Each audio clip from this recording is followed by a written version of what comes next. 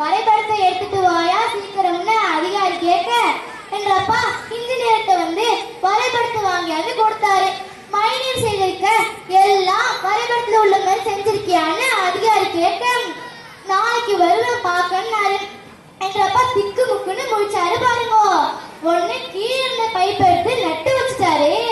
அதிகாரி வந்து எம்புட்டு ஆழத்துல வச்சிருக்கேன்னு அசைச்சு பார்க்க அவசரத்தில் நட்டதுனால அவர் மேல விழுந்துடுச்சு அந்த உழாம்.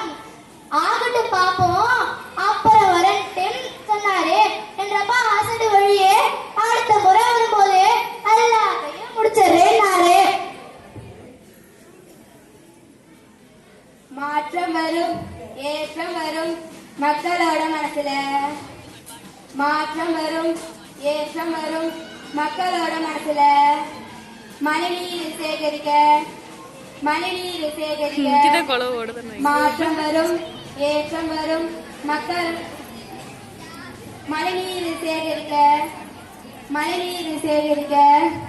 மாளிகை கட்டினால் மற்றும் ஒரு அமைப்பு, மாளிகை கட்டினால் மற்றும் ஒரு அமைப்பு. மழைநீர் சேகரிப்பு, மழைநீர் சேகரிப்பு என்று சொன்ன காலம் எல்லாம் ஏட்டளவில் இருக்குதுங்க. என்று சொன்ன காலம் எல்லாம் ஏட்டளவில் இருக்குதுங்க. ஏங்க ஏட்டு சொரக்கா கறிக்கு வரும். ஆமா நீங்களும் சிந்தித்து பாருங்களேன். ஏங்க இவ்வளவு பேசுன நம்ம மழைநீர் சேகரிப்புனா என்னங்க? ஒவ்வொரு வீட்டிலும் 4 அடி விட்டமும் 10 அடி ஆழமும் மழைநீர் தொட்டி அமைத்து மொட்டை மாடியிலிருந்து கீழே விழும் தண்ணீரை குழாயின் மூலம் அந்த தொட்டியிலே சேருமாறு அமைத்தால் பூமியின் நீர்மட்டம் உயரும். நம்மால்